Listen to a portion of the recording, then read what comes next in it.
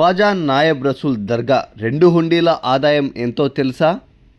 ఇప్పటి వరకు ఎన్నడూ ఇంత హుండీ ఆదాయం వచ్చిన దాఖలాలు లేదు. హుండీ ఆదాయానికి సంబంధించి ఫుల్ అప్డేట్స్తో ఈ వీడియో చేయడం జరుగుతుంది.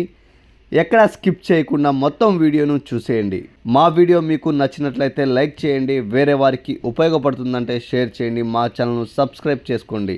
ఏఎస్పేట మండల కేంద్రంలో వెలిసి ఉన్న ప్రముఖ పుణ్యక్షేత్రమైన హజ్రత్ సయ్యద్ ఖ్వాజా నాయబ్ రసూల్ స్వామివారి దర్గాలోని హుండీ లెక్కింపుకు ఎట్టకేలకు చిక్కుముడి వీడింది.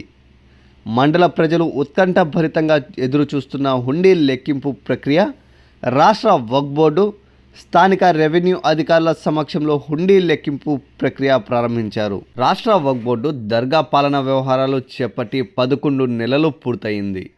ఈ 11 నెలల్లో మొత్తం 14 హుండీలు నిండాయి. శుక్రవారం సాగిన 2 హుండీల లెక్కింపులో సుమారు 25,92,951 రూపాయల ఆదాయం వచ్చినట్లు తెలుస్తుంది.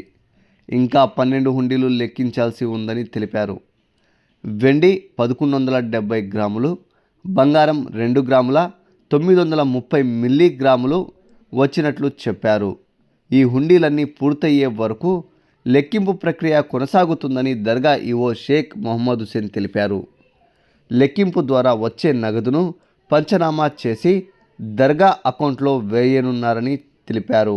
ఈ హుండీ ప్రక్రియలో స్థానిక తహసీల్దార్ లక్ష్మీ నరసింహ, దర్గా ఈవోలు షేక్ షరీఫ్, స్టేట్ సూపరింటెండెంట్ ఇబ్రహీం, దర్గా సజ్జాదా, హఫీజ్ పాషా, ఎస్ఐ నరేష్ తదితరులు పాల్గొన్నారు.